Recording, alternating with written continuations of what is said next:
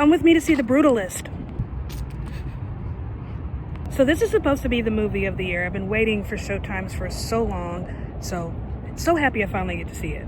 This has a nearly 4-hour runtime with an intermission. So add that runtime plus 20 minutes of previews. I'm gonna be here for a while.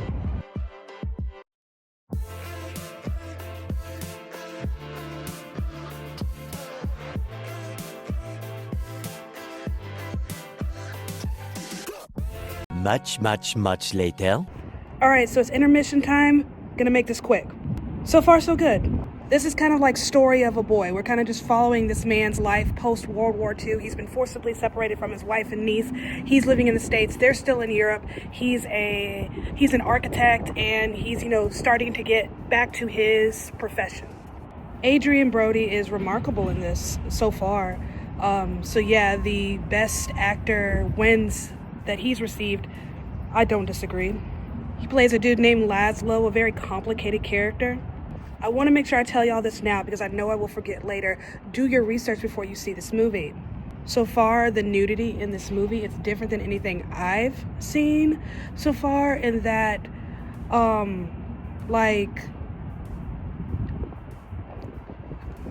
don't even know how to put it. Like, how did this get an R rating? I remember the Golden Globes, the director, was talking about how, they said this movie isn't distributable. No, it's not. Number one, the runtime makes it difficult. And number two, the nudity in this is a little graphic. Like, I've never seen anything like this in a cinema before. I've seen more nudity, definitely, but this is a different kind of graphic. So definitely do your research before seeing this movie. The nudity that I've seen so far, it adds nothing to the plot. I don't know why it's here, other than just to be here. I'm running out of time. I'll catch y'all after. One debt to society later. All right. We're done. Where did I park my car? All right, so my movie started at noon, and it is now like 3:59. So yeah, 4 hours. So you're planning to see this movie, carve out 4 hours of your time. Exactly. All right, so that was The Brutalist, directed by Brady Corbett, stars Adrien Brody, Guy Pearce, Felicity Jones, Alessandro Nivola, and a whole bunch of other people. This is an original story about Laszlo Toth. He is an architect from Hungary. It's post-war Europe. He has immigrated to the United States, and he ends up meeting this wealthy man named Harrison Van Buren, who hires him on to build a memorial center dedicated to his late mother, and the story kind of snowballs from there.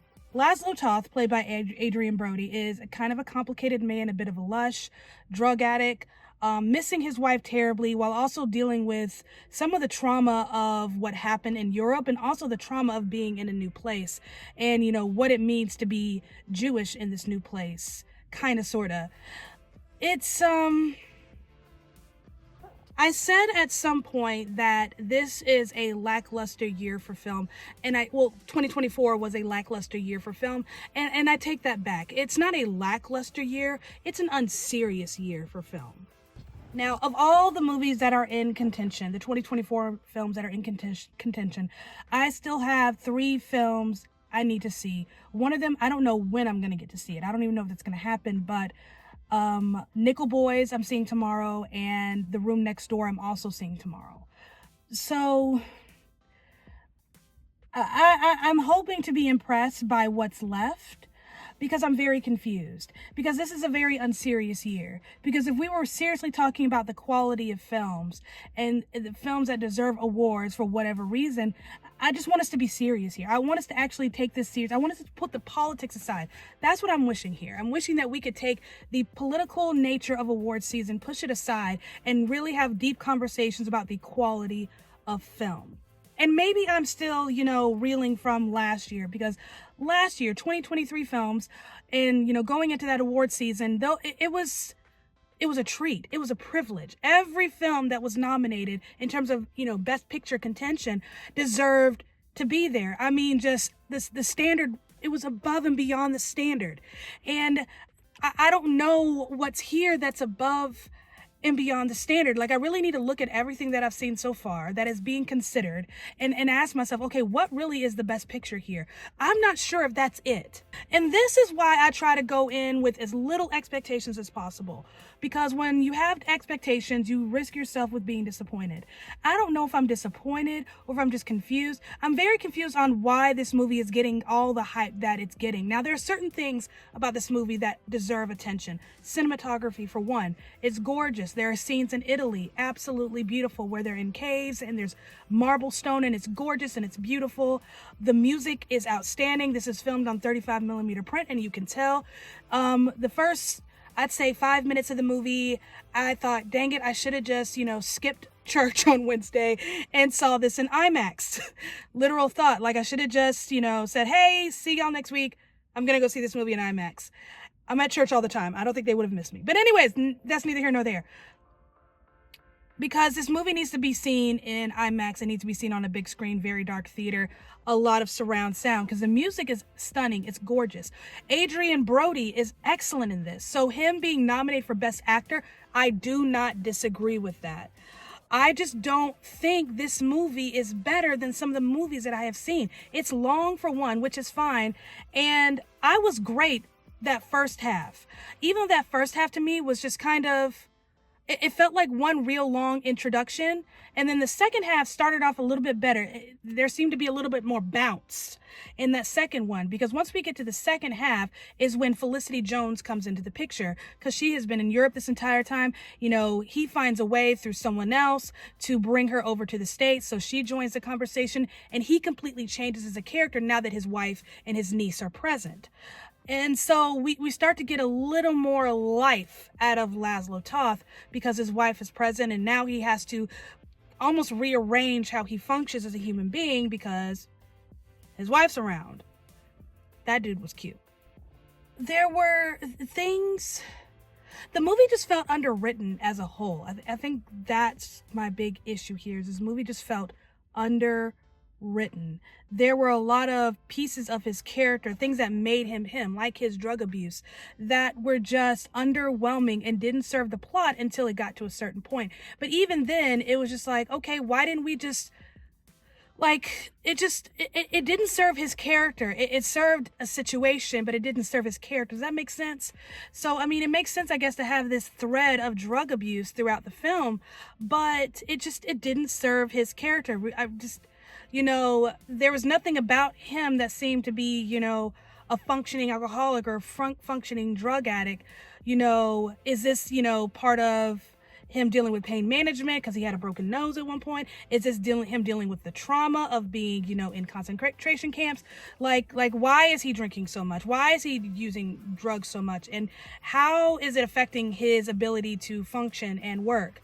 And it was just underserved, and then it served a purpose at the very end, and it just felt underwritten. But the acting here is great. Adrien Brody is amazing. Guy Pearce being nominated for Best Supporting Actress all over the place, that makes sense. Felicity Jones, I can see why some people are nominating her for things and some people aren't. Because I think you're either going to vibe with her performance or you're not. I enjoyed her performance for the most part. But the problem is she's competing in a category with women who are actually leading in a film, but they're more likely to win in the supporting category. Does that make sense? Think Ariana Grande and Zoe Saldana, who are both nominated for Best Supporting Actress at different awards places, but they're leading actresses in their films. But if you're looking for them to actually get a win, they're more likely to get a win as supporting. That's how that works. So if people were in their right categories, I feel like Felicity Jones would fit in just fine. But hey, that's awards season for you. There's more style than substance here. It was very underwhelming for me, a little underwritten, but it's gorgeous. It's beautifully shot. I love the sound here. It's very booming, which is why I wish I was in a much bigger theater.